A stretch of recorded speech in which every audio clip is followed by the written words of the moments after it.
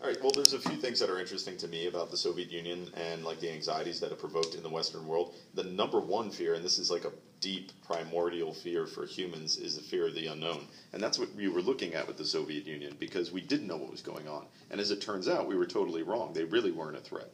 Total paper tiger. They're just decaying and corroding from the inside out for years and years and years, and we just didn't know how bad it was over there. We had ideas. We knew that their freedoms were restricted. We knew that that it was that this is an absolutist state that is trying to control its population as best it can, and all that stuff. But we didn't know that it was all a facade, basically. So one of the fears that I find interesting during like the Cold War is this really a deep-seated human fear of the unknown, and the Soviet Union was an unknown. Also, a very different culture. So there's like this fear of xenophobia that goes on with that as well. What Orwell did, which was really clever, is that he shifted this and brought this dystopian police state to Western Europe, right? And for him, he sees the most evil parts of this being those parts of the bureaucracy, being a system that just grinds people away, right, until they're just cogs in the machine. And that was always a criticism levied against the Soviet Union. You saw this with like sports when they're at the Olympics, that their athletes were like robots that were like engineered, to be excellent, and that were soulless, like kind of robots that just carry out functions. And that fear of we wanted to historicize that, there's a long history about the automaton in European history and about human appearing types of artifacts, and that's part and parcel of what this dehumanization that you find with the Soviet Union. Okay, so they were afraid of They're afraid of the unknown. They're afraid of oppression. What they saw is what examples of oppression happened in Russia that they were afraid of? What they saw coming out of it.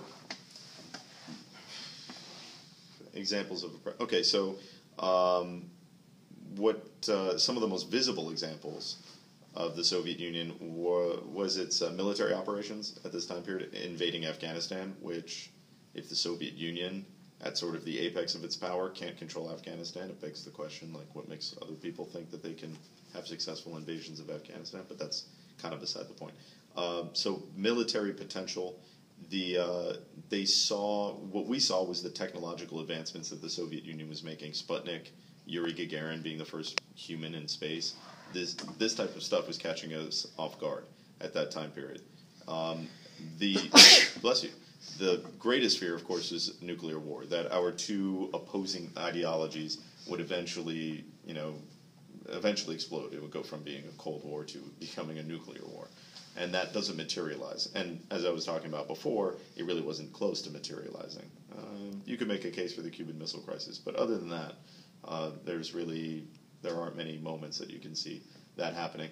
Besides, what are the reports that people knew?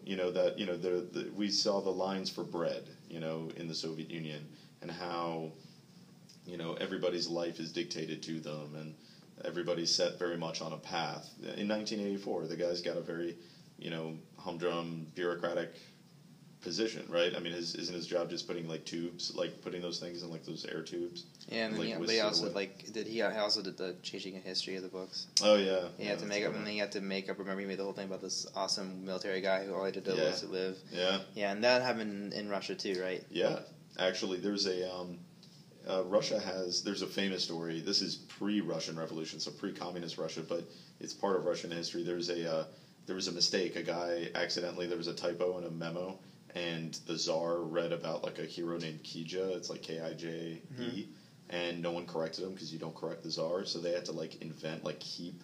He'd be so what happened to Lieutenant Kija? And they'd have to keep making up new lies. And then eventually, when he's finally we have to give this man a medal. I want to meet him. They had to kill him off in combat. So there's this opacity of power that the Soviet Union is so good at cultivating, that just no one can peek inside, and that goes to that fear of the unknown. That's the same thing with Big Brother, and you never really know, and okay. Big Brother, and the rats in the cage, on his head, classic type stuff. Or that book is amazing. That book made every other dystopian novel I read look like Disney World. It was so much better and so much more complete.